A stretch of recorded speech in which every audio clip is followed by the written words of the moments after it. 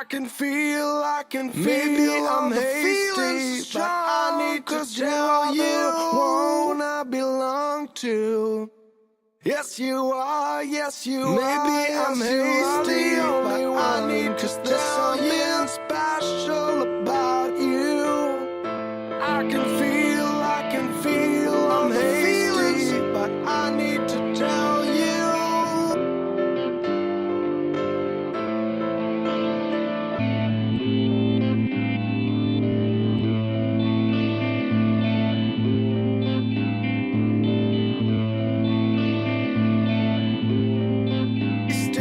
But I need to tell you.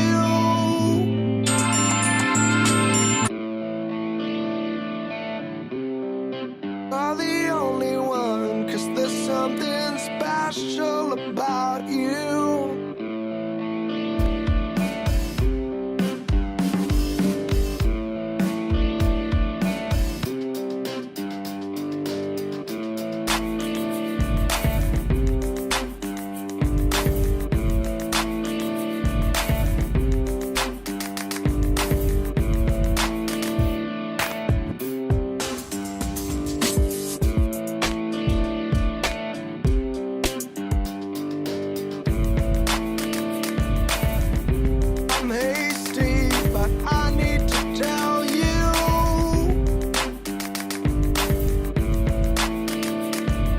Maybe I'm hasty, but I need to tell you. I can't stop this, 'cause you are my soulmate. I can't stop this, 'cause you are my soulmate.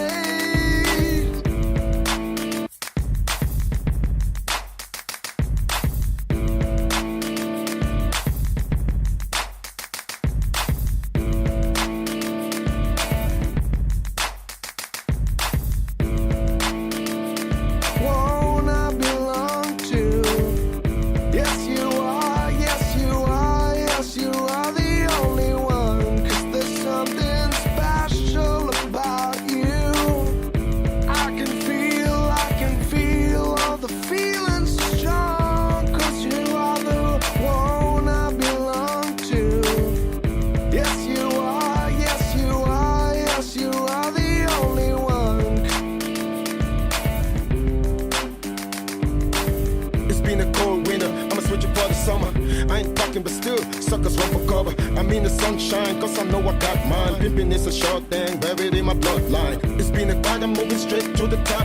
Coming with the put up for the #1 spot. Pushing my... Yeah. I told you once, and I'll tell you twice. The way I feel, here's my advice.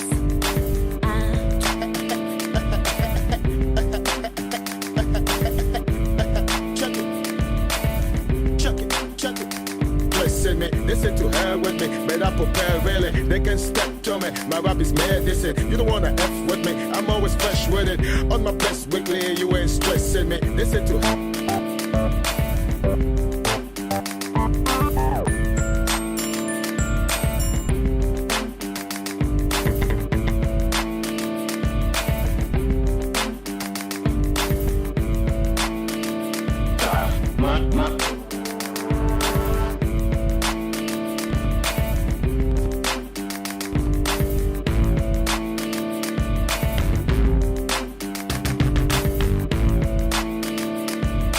Maybe I'm hasty, but I need to tell you I belong to. Yes you are, yes you are, yes you are the only one, 'cause there's something special about you. I can feel all the feelings strong, 'cause you are the one I belong to. Yes you are, yes you are, yes you are the only one, 'cause there's something special about you. I can feel all the feelings strong, 'cause you are the one I belong to. Yes, you are, yes, you are, yes, you are the only one. 'Cause there's something special. Maybe I'm hasty, but I need to tell you.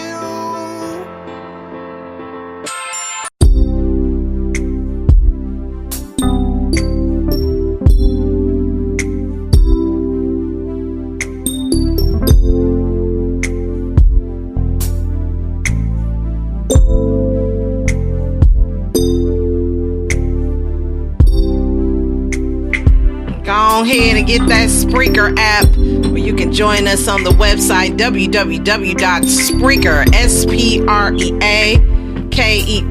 and you can download the app called Spreaker Podcast for listeners, and also Spreaker Studios if you want to start your own podcast. I know a couple of people have, and it's going down right here on the Boss Ladies Live radio show.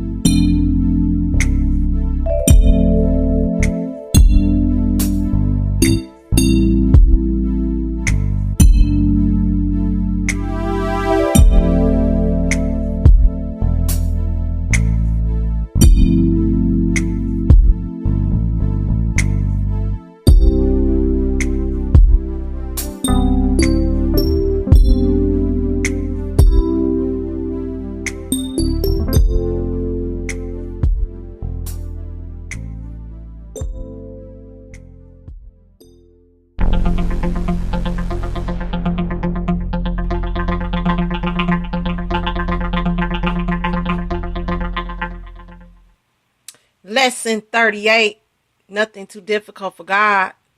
Genesis 18:9 through 15. One of life's embarrassing moments is when you're in a crowd and you laugh at something which no one else laughs at. About all you can do at that point is to turn your laugh into a cough to try to cover it up. At those moments, you wish you could become invisible. Have you ever thought about how embarrassing it would be if your thoughts were uncontrollably linked to your vocal cords so that whatever you were thinking was broadcast for everyone to hear? Instead of, I'm pleased to meet you, you would blurt out, oh no! I'm going to miss the kickoff if I talk to him now. Instead of, great sermon, Pastor. As you go out the door, you will hear yourself saying, I thought it would never end. You can identify then with poor Sarah. She laughed when God did not. She managed to conceal her laughter, but that doesn't work with the Lord, who knows the very thoughts and intentions of our hearts.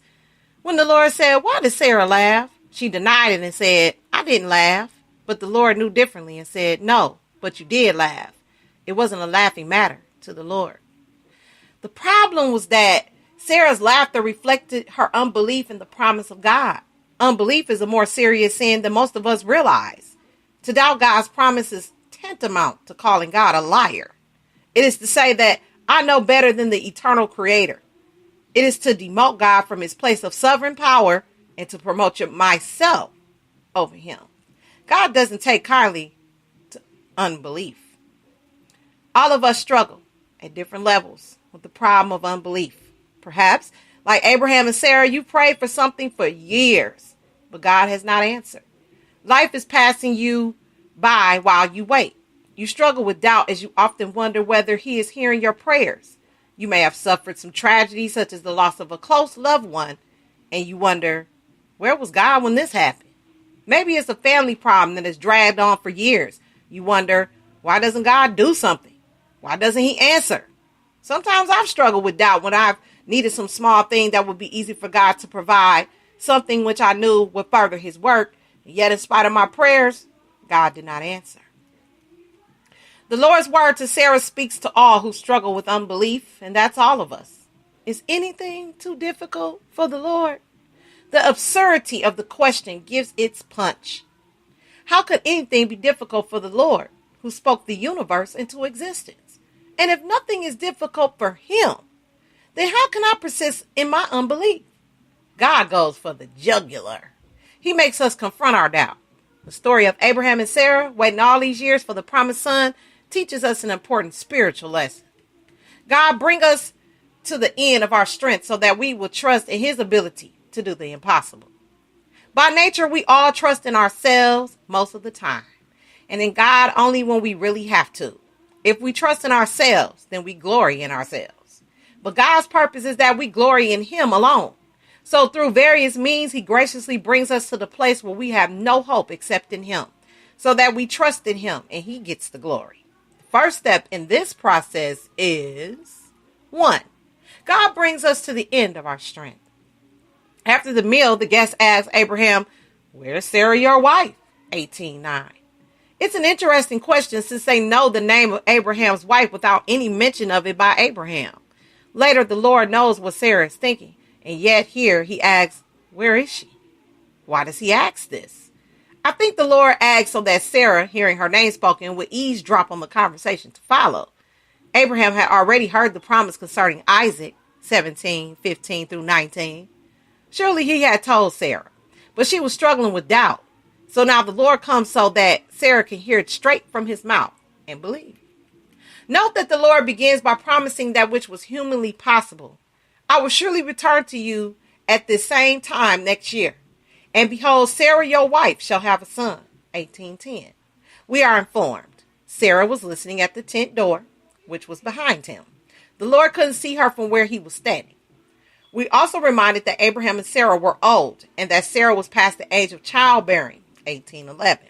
It was humanly impossible for her to bear a son. She was already through menopause. Let's see, I said that. I knew that. Because I'm getting a whiff of that right now. It was humanly impossible for her to bear a son. She was already going through menopause. In her natural strength, she was barren. That's where the Lord wants us in our relationship with him. To recognize our weakness so that we will trust his strength. Many people mistakenly think that the reason they struggle in their Christian lives is that they're too weak. That isn't so. The reason we struggle in our Christian walk is that we do not recognize our own weakness for what it is. And so we trust in ourselves rather in the Lord. When we see our weakness and cast ourselves on the Lord's strength, then we're strong. God doesn't help those who help themselves. God helps those who are helpless.